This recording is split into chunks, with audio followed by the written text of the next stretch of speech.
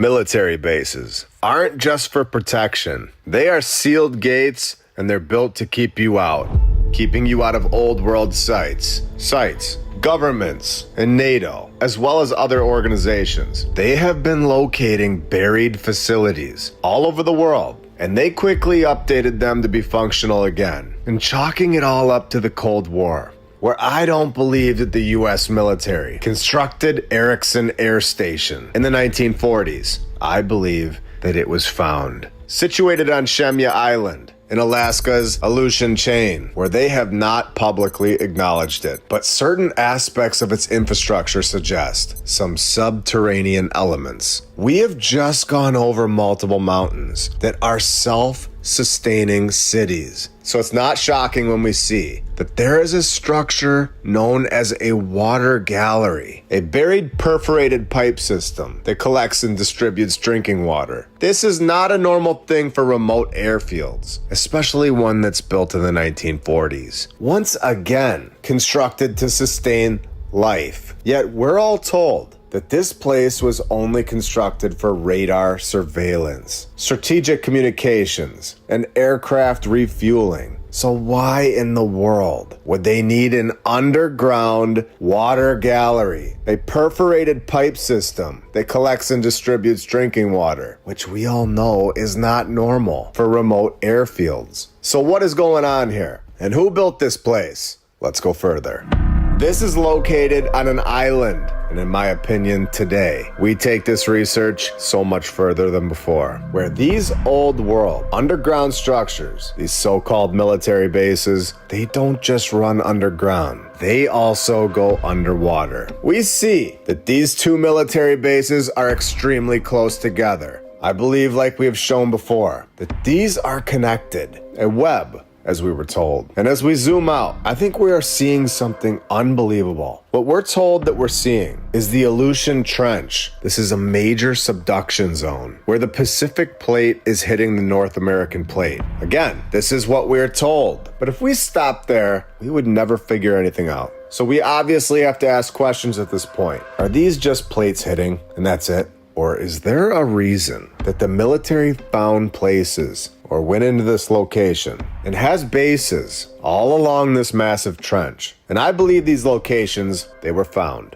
These locations are strategically placed. I'll ask, do we all know everything about the Earth's plates? Do we all know what's going on under the water fully? Of course we don't. So it's safe to say that we need to keep researching. As we go from right to left, we find military bases all the way through this thing. Bases, stations, airfields, they're all dedicated to military operations and restricted to the public. And we are told that none of it is connected under the water. I don't believe that. At Fort Leonard, on Alaska Island, we are told that there is a 492-foot long underground tunnel, accessible only by water. Are you seeing clearer than ever before? This was all constructed in the 1940s, or was it all found and given a brand new story? Before a road was constructed, the only way to access Fort Leonard and its 492-foot long underground tunnel was by water. The tunnel was there before the road. This was all found. The entire underground structure was cut off from land travel. The only way to get to the tunnel was through the water, because in my opinion, the tunnel is massive. It connects to all of the other islands and is so much bigger than 492 feet. We've seen that so many times, and we've also seen that it's multiple layers. We've seen where it's 18 levels deep, and we know that it goes deeper than that. There were no access points on the land, because I believe this is an underwater tunnel system that was found. And then after they found it, they went in there and put a road in. So let's expose this even further. We understand that by saying things are all for military, for one, it blocks it off to the whole world. For two, they don't even have to make up a story about its construction. Who was the architect for this 492-foot tunnel system? Who was it? It's only accessible through the water in the 1940s, which is an extremely impressive design, especially for that time period. And it's also a difficult to access location. Who did this? Who was the mastermind behind this one? there's no publicly available record identifying a specific architect by name for the 492-foot tunnel at Fort Leonard on Alaska Island, where this project, they just chalk it up to a group project. It's a team effort, and they didn't want to give credit to just one guy. It's ridiculous. This is clearly an excuse to classify it all, saying that it was all for war. And nobody questioned this for 80 years. The military did it. It was a group project, and it's blocked off from all of us. So why bother? Not anymore. This is a pattern, and patterns expose lies, and we know this. We know exactly what to look for. And I'm just going to keep pinning more military locations along these islands, because we've found so many more from what we showed earlier. Now we have Fort Kamchatka, just 4.5 miles away, and we find this, just random structures all over the island. Check these pictures out. These are on this island. And a very interesting thing right here is what we're looking at an entrance. All of this on every single one of these islands. All of it together, the tunnels and the rest. All being completed between 1940 and 1943, we are told. Can you believe this? In 3 years, all of this is done on all of these islands, with some construction in as little as a year. All of it getting done. Where this Fort Kamchatka, this was one of those that were done in a year. Where this site includes underground reinforced command stations. Underground things yet again. And observation posts. Tunneled into the mountain. All of it is done in a year. In the 1940s. Are you sure? Again, we've seen this with the buildings, where they tell us that buildings all over the world that are incredible. Buildings, palaces, with architects with no training. We've seen the same stories, where yet again, no architect is named that planned this out and got it all done in a year, where they just chalked it up to the US Army. Right. And the exact total length of the entire tunnel system is, of course, not publicly documented. At the second military island now that we've seen all along this trench, historical records confirm that the fort included an underground plotting room connected by a tunnel, and they could withstand bombs, earthquakes, and severe weather conditions. This is exactly like the Cheyenne Mountain Complex. This is just like Raven Rock, and just like so many other supposed military locations that we have seen so far. They are self-sustaining, and they are very powerful places. And 64 miles away, we have yet another military base. I don't think it takes a wizard to figure out at this point that something is going on here. All of this is done in a year with tunnels all over the place, blocking all of these islands off to the public, even to this day. Along this entire trench, we have located multiple so-called military bases. We are told that they were constructed in like a year, and nobody can figure out who built them. No named architects. They just had some great teamwork in the 1940s. No. When these are, as we've shown, all strategic locations, they are strategic tunnel entrances that were difficult to access and were constructed before the roads on the island. We all know there are underground tunnels, underwater tunnels, and the length of them are all unknown. They are not disclosed to the public. And we know these locations have things like subterranean water galleries. And none of this is normal for the 1940s. And there's no way they were just throwing all of this together in such a short amount of time. The story that we're told is yet again, it's illogical. It is story time for adults, all in my opinion, of course, and you're free to think whatever you'd like. I'm taking the facts and I'm using everything that we've seen all over the world and coming to these conclusions. But in my opinion, this location is much more in depth than what we are told. And exactly like we've shown in the dam construction episodes, we know that the old world, and now our world, uses these natural locations, such as water power, for something so much bigger. Something that I believe is not being shown to us. We know that these locations, they generate a ridiculous amount of power, and it's all free. And now it's time to show why military locations are all over these tectonic plates and what kind of power is being generated from an earthquake? And why are there so many military locations right here? Why did the USA purchase Alaska in 1867? What did they figure out in our new timeline? Where the Aleutian Trench extends over 2,000 miles along the southern edge of Alaska's Aleutian Islands, as we know, has a lot of military locations now. Among all of them is the Erickson Air Station, which of course operates an 18 megawatt independent power plant, despite telling all of us that this site was just for radar and refueling planes. So why is there an 18 megawatt independent power plant?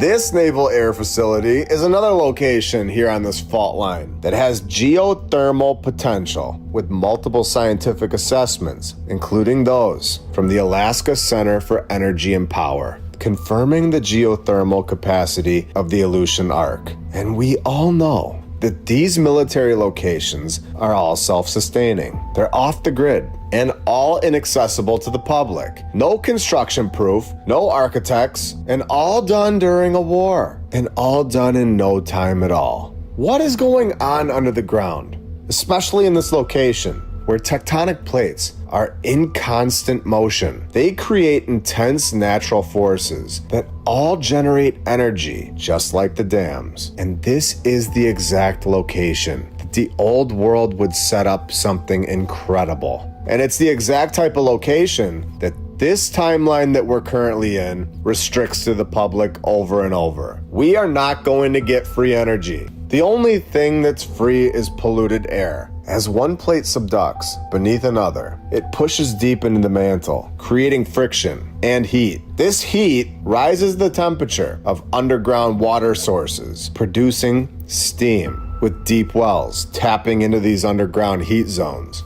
And then the steam will spin the turbines, creating electricity, where we already know this is going on in places like the Koso geothermal field at China Lake Naval Weapons Station. We know this is going on. It is public information. We know they have this technology, and we know they're using it all over the world. And as we've seen so many times, yet again, the piezoelectric energy process, where tectonic stress compresses certain minerals, like quartz, granite, and other rocks, all generating electrical voltage when mechanically deformed. These earthquake zones are perfect for this. These locations were all constructed for the Cold War, we are told. So why are these places, every single one of them, why are they still off limits to the public? The Cold War is over the last time I checked.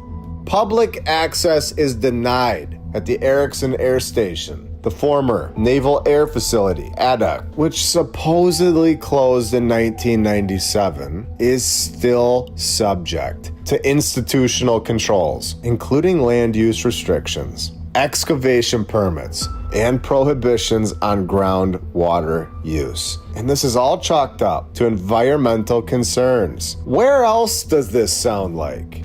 I believe I've heard this before. Antarctica, anyone? We know that the old world was incredible, and they knew how to use the earth and get all of the free energy that it was giving out by using dams, using the ether, using the fault lines, anything that produced mass amounts of energy for free. They would take advantage of without a doubt and share it with the whole world. Everything is connected from the previous civilization, and I believe it could be used today for good. But I believe it is being controlled by a select group, and I believe that they're enriching themselves. I believe that they found this technology, and they are profiting from it. Again, this is all in my opinion. I have no idea, but I don't believe in coincidences. That we see so many military bases all lined up on this fault line, I believe those are signals to us to dig deeper. It's no coincidence that they are restricted to the public, and using the military as an excuse is an incredible way to do this, because it's instantly dismissed by the general public. They would say, yes, of course we can't go there and investigate. It's a military base. Why would you even want to go there anyway? Not anymore. We don't know what's going on at the North Pole, as that is also restricted to the public. We also have no idea what the previous civilization was even capable of. Did they rip this part of the Earth open to generate this power for the world? Anything and everything have to be on the table. We don't know who was here. We know that they were incredible. We know that they were very powerful. And we know that they had tools and they had knowledge. So asking if they created this fault line, I don't believe that should be off the table. It is a perfect drip line. And we just keep going. And what are the odds that Russia has its largest geothermal power plant sitting right on this fault line? This is not random. I believe they are using the old world technology without a doubt.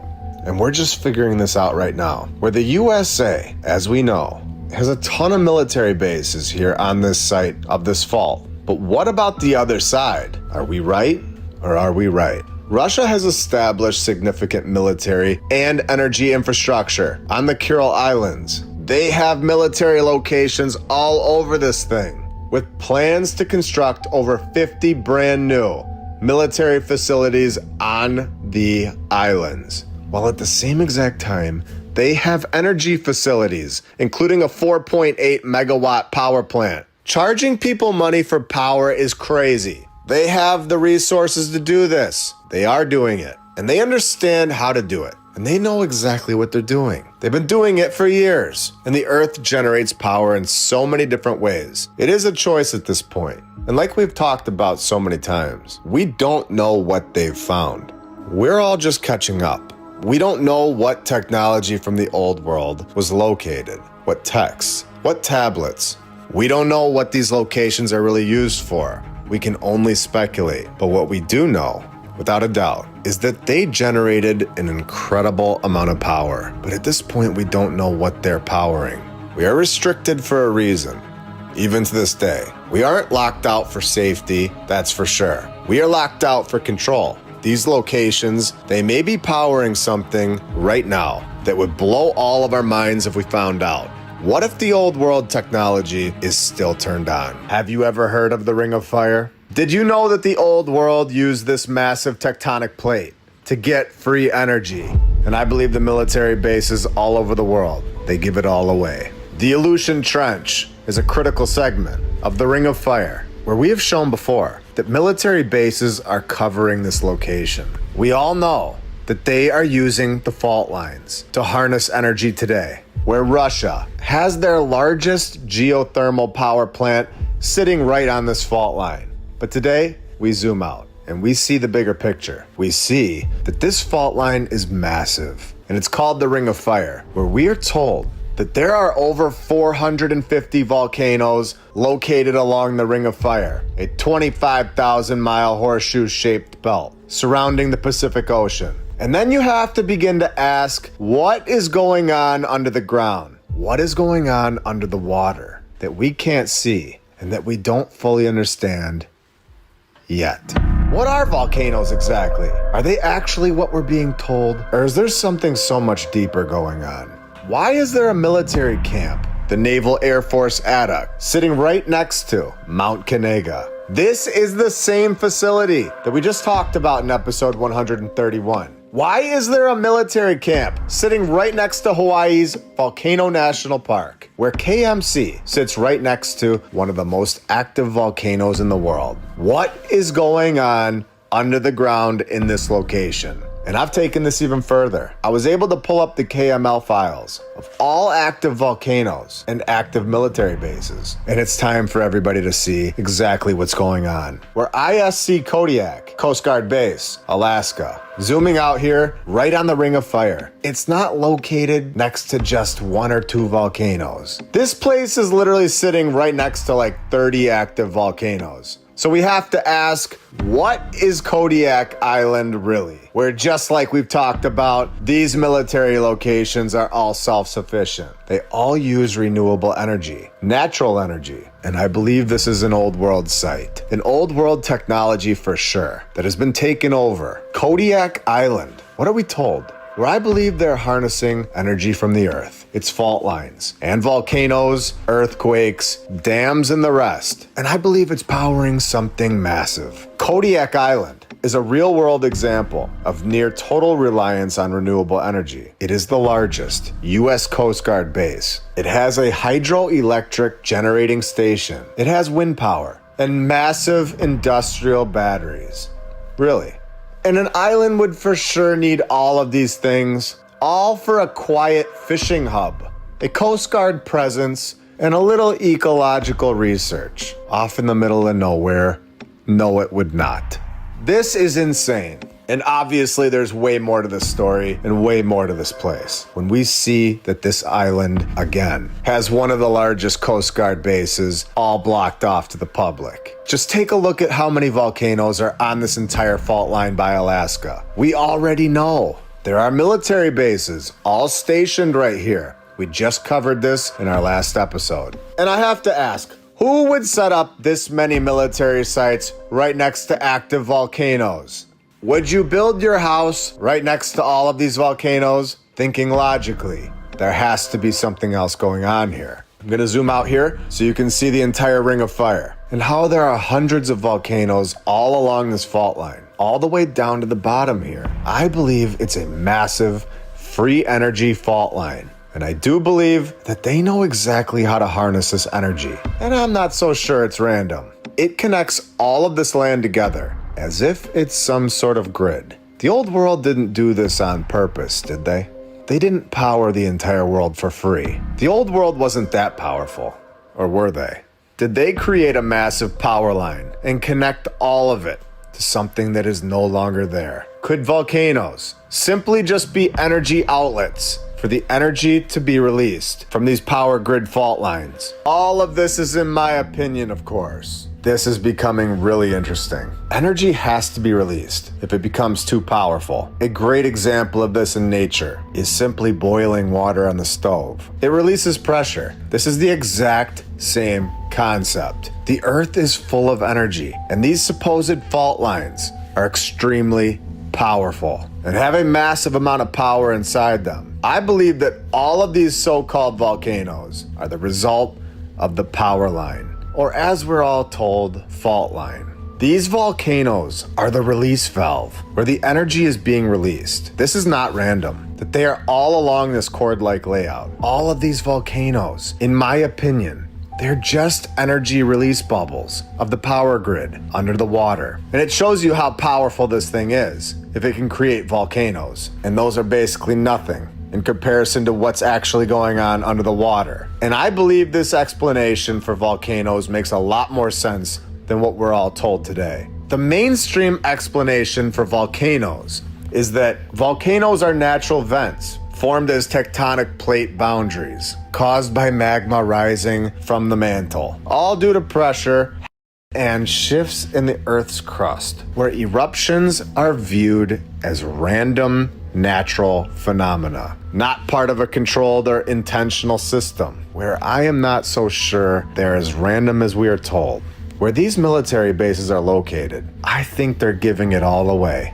I believe they know exactly what's going on in these locations, possibly tapping into this old world power line. And they understand when the release is coming, possibly because they are controlling it. A designed energy network that connects the entire world. Remember, they're not just putting military locations anywhere. It is all coordinated. There is a purpose, there's a plan, and there is a pattern. The old world showed us this. Teotihuacan sits at the base of a volcano. Free energy release, yet again. In Machu Picchu, built in a volcanic and tectonic region. Pompeii, it sits at the base of an active stratovolcano in Italy. It's not random. The Nazca lines, they're strategic and placed over seismic faults and subterranean water channels, an effort to align these geoglyphs with Earth's natural energy pathways. The old world obviously used this, and now the militaries all over the world are doing the exact same thing. But this time not sharing the energy with us. This place is incredible that we live, and we're not able to see how incredible it really is because we're blocked off. The truth is kept from us. These locations are all off limits to the public, and even if they opened it up, we would have no idea how to tap into it. Yet. I've recently been going back and rewatching all of the old episodes in order lately, and the progression is really crazy. Where we all started episode 1, until now, I never would have guessed all of this would have happened back then. But we had to start somewhere, and I'm glad we did. These military locations are hijacking the truth, and we know this now. They are excuses for us being restricted. They are, in my opinion, they're harnessing energy underground. I think the building sitting on top of these locations is exactly like we saw in Russia in episode 127 in the D class, that these buildings that are constructed on land, I believe these buildings are fronts. This is the location, the exact location, where they descend into the ground and enter the overall complex, where the vertical shafts are under the building, where U.S. intelligence believes the shaft descends 1,400 meters into the earth. Knowing this, let's now go back and take a look at this location again. Kilauea Military Camp. It looks pretty basic from the sky, which I believe is exactly what they want everyone to think. Make it look like nothing's going on. But we know they have 1,400 meter shafts descending into the earth. We already know this. What are they doing here? Just hanging out and playing checkers all day? Just walking around the park and playing basketball over here? Come on. There's so much more going on here, and we all know it. Sitting right next to Hawaii's #1 most active volcano. Saying you're just hanging out playing checkers and playing basketball, that's not working anymore. We are told that this place is just for the military to rest. It's all for relaxation. You gotta be kidding me. Could they be trying to hide this anymore? Oh yeah, nothing to see here. We're just sleeping all day long, just relaxing right next to the most active volcano in Hawaii. How peaceful. So peaceful, I can't even believe it. Knowing you could just melt from the lava at any second, I don't think I could find a more relaxing place in the whole world. Does anybody have a better vacation spot? Let me know in the comments. For me, it was between this place and a nice beach with an all-you-can-eat buffet. It was a tough call, I'm sure. Choosing a relaxing place next to the most active volcano in Hawaii has to be one of the dumbest excuses we've ever heard to this point. Oh, and not only is it a relaxing place sitting on this volcano, but it also has another volcano right over here, and then another one over here, and then another one right over here. So I have to ask again, do you really think they're just sleeping here and getting some great sleep? Keeping this picture up, let's all remember what they tell us about volcanoes. They tell us that they erupt randomly.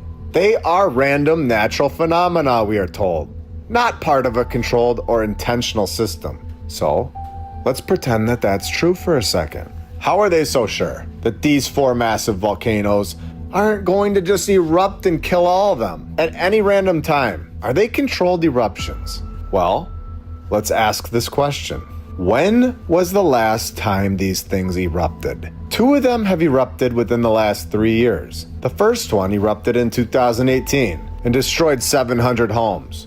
Entire neighborhoods were wiped out. But the weirdest part about it all is that this military base, the relaxing one, is of course still here and perfectly fine. Still operational, and everybody there is all tucked in and there's no problems at all. It wasn't touched. This volcano, also right next to this place, has erupted 12 times since 1997, and it destroyed 700 plus homes, neighborhoods. How is this possible that not a single time, not one time, has an eruption from this volcano destroyed this military base? How is that possible? And they're not even worried about it. The only way that that's possible, in my opinion, is that it is a controlled eruption. And what's going on the surface of the ground, everything that we can see, this is nothing compared to what is under that mountain. Under the ground, just like we saw at Raven Rock, just like we saw in Russia and at the Cheyenne Mountain Complex. Underground military sites, underground military cities with buildings. We know they have them. It's not shocking anymore. And I believe this is what's going on here. And this is exactly why they can sit there and just relax. Because they already know that this is controlled. All of it. And it's not going to release the Earth's natural energy right on top of them. Again, we have to continue to ask if they're tapping into the Earth's extremely powerful energy sources and not sharing it with everybody else like it was originally meant to be. What are they using this power on? You don't just build million-watt energy systems just to charge a flashlight. You build it when you're trying to replace the surface, when you're trying to run something below it, or maybe when you're trying to open something that you know is there but can't explain to the entire world. A massive earthquake in the exact location that we just showed to the world twice.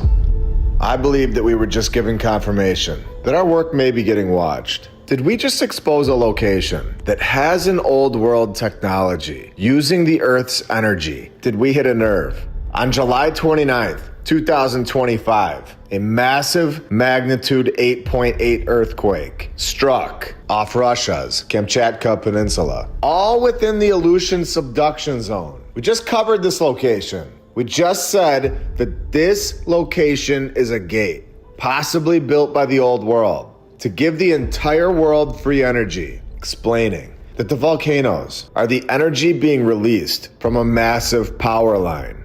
Was something destroyed underground, creating one of the most powerful earthquakes ever recorded? Are they speeding something up in this location now? Do you want me to cover Yellowstone? Let me know in the comments. We know that military bases that I believe were found from the old world are covering this entire supposed fault line. I'm now starting to think it's actually a power line from the old world. Something is going on under the water in these locations, in my opinion. We created episode 131 and 132, fully talking about this fault line, saying that it's generating an insane amount of power. And I believe that somebody knows how to collect it. They figured out the old world technology, and they're using it for something massive. Where just 4 weeks later, the 6th largest earthquake ever recorded happens, where it's tied with 2 others. And I now believe that we have confirmation that something beginning in the 1960s has taken place. They unlocked this technology and began using it right after World War II.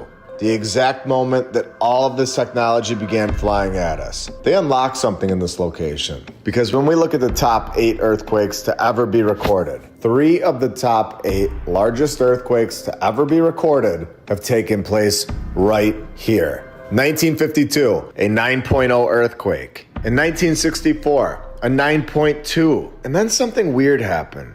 Let's just say that they did find old world technology. They triggered these earthquakes and figured out what they're doing. What are the odds that 4 weeks after we exposed this location to the world, 4 weeks after 61 years or 732 months, that it strikes again 61 years later? I just don't believe that that's random. I don't think that's normal.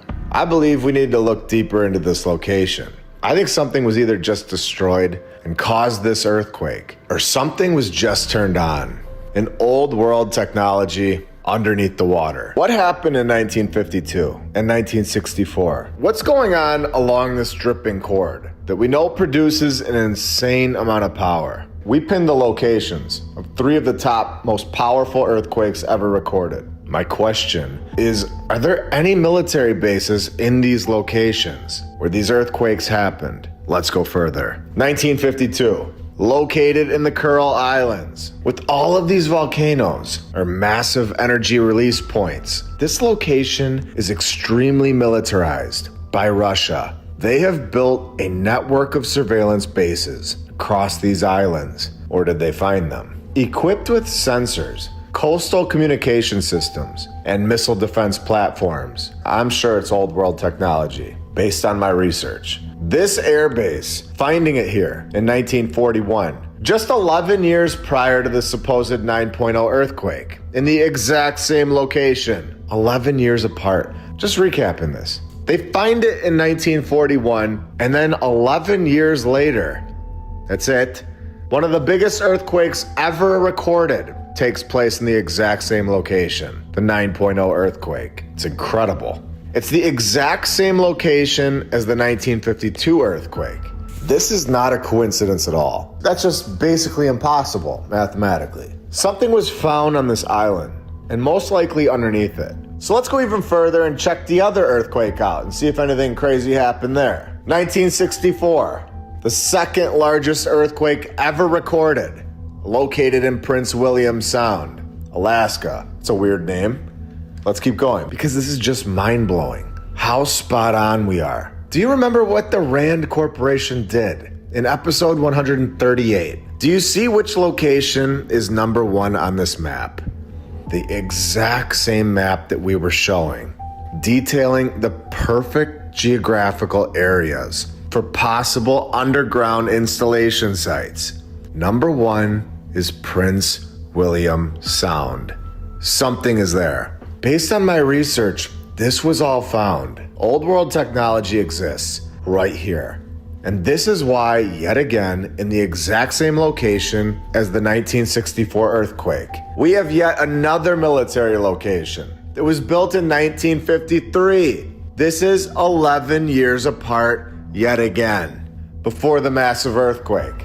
Now tell me again, is this mathematically possible? Or have we just found a pattern? All along the same exact supposed fault line. This time in Alaska, and the earthquake comes in 1964. And this Buckner building was only in use for 13 years. And then what happened in 1966? Just 2 years after this massive event, the building continued to operate until 1966, at which point the military pulled out. And then they left. What happened in this building, or underneath it? What happened in this location in the 1960s? They obviously built it for one reason, and that was to conduct this one specific event, an operation, a mission that would result in a 9.0 earthquake, the second biggest earthquake ever recorded. Building this building and then leaving it after just 13 years. Just 2 years after the earthquake took place. This is not random. This isn't by accident. It's beyond obvious that this location, that the mission was conducted and it worked. And then they left. And now I want to know what's going on in the location that we just saw on July 29th, 2025. I want to know what is happening right here off Russia's Kamchatka Peninsula. Just one day after the USA told Russia that they are sharply accelerating the deadline to broker a ceasefire in Ukraine. One day. The original deadline was 50 days. That was changed the exact same day that this earthquake in Russia took place, with a brand new deadline of 10 days, ending August 7th, where Trump said he was disappointed in Putin. And then just randomly, the exact same day, we get the 6th most powerful earthquake ever recorded, where scientists supposedly cannot predict earthquakes. And they are just random, of course. Are you sure? Let's go see what's going on in this location, because I don't think they're random at all. Something's going on in this location, because it's not just one earthquake. The 8.8 earthquake and the 6th most powerful one ever documented, according to the USGS, are happening right here in this location. And based on everything that we know and have seen, there is a massive operation taking place where this is not normal at all. To have all these earthquakes taking place in a 24-hour time frame, and all of them are over a magnitude of 2.5, all right next to each other on the exact same fault line that we've been talking about.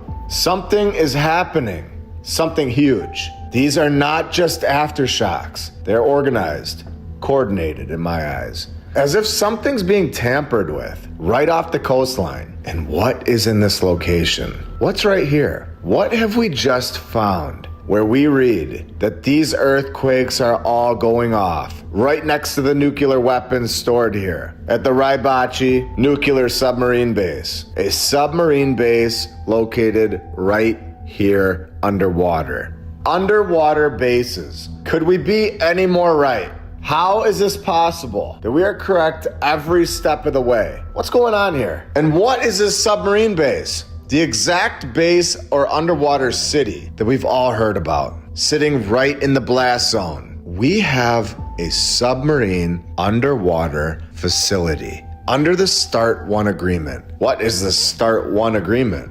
An agreement that the United States and the Soviet Union signed on July 31st, 1991. Going on to say that they have declared over 5 dozen START sites. That's over 60 sites, including 6 publicly documented submarine underwater old world facilities. Who the heck is living underwater right now? What's underwater? What are we seeing today? 6 facilities underwater in this exact same location that just ripped off one of the most powerful earthquakes ever documented.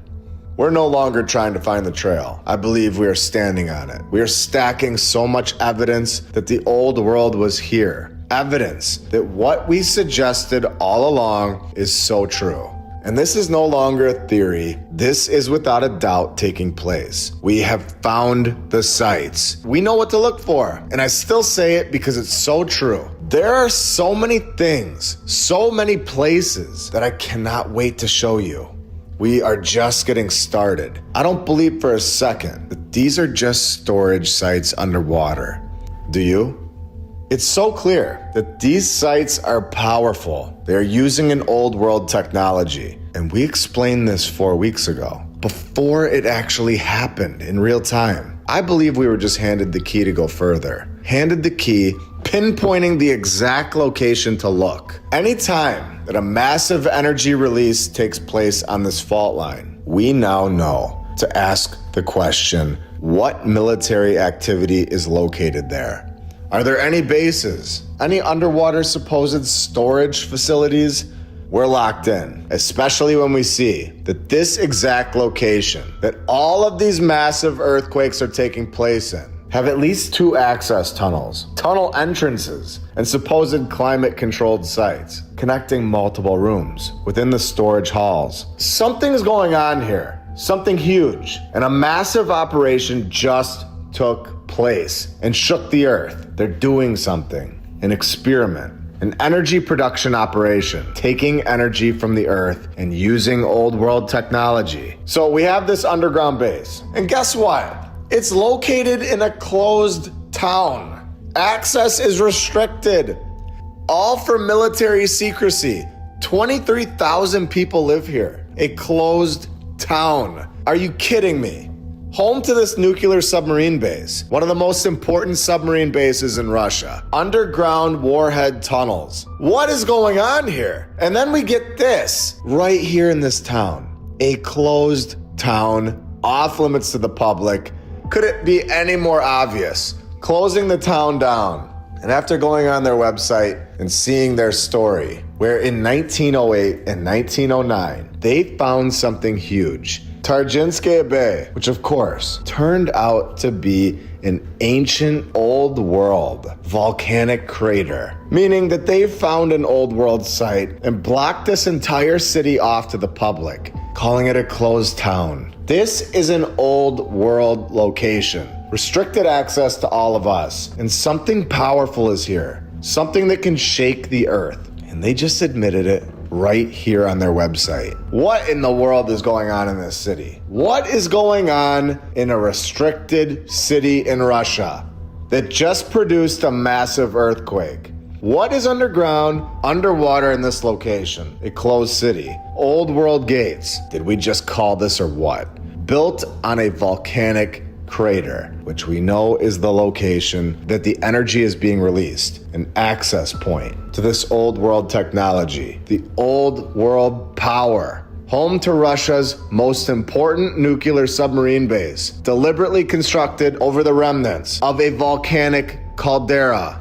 Incredible. A closed city on a volcanic crater. Massive earthquakes coming from here. An ancient site. How much clearer could it get? That the old world created this power line, and they have found it and are doing something with it. Blocking us all out, restricting us. Closed cities. This is the giveaway. Closing the city down. And then saying there's ancient things going on their website. Are you kidding me? And remember, they're working together along this line, where the USA supposedly bought Alaska for nothing from Russia. 2 cents per acre, and then Start 1 begins. And these two countries, they work together, united, including on-site inspections. Each side granted rare access to each other's most secretive installations, meaning that the USA knows exactly what's going on in this closed city in Russia. Going even further, the USA knows exactly what happened with this earthquake.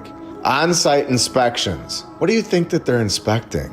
What do you think they're working on in ancient locations, as we were told? Again, all of this is in my opinion, but it's based on my research, and you are always free to think whatever you'd like. That goes for every single one of my episodes. That being said, we have found some serious evidence throughout these episodes. The painting is becoming clearer and clearer. We are seeing locations, the keys, the clues, the groups. And what is this Start One agreement? Are you ready to go so much further than ever before? Are you ready to get your mind blown? We are just getting started.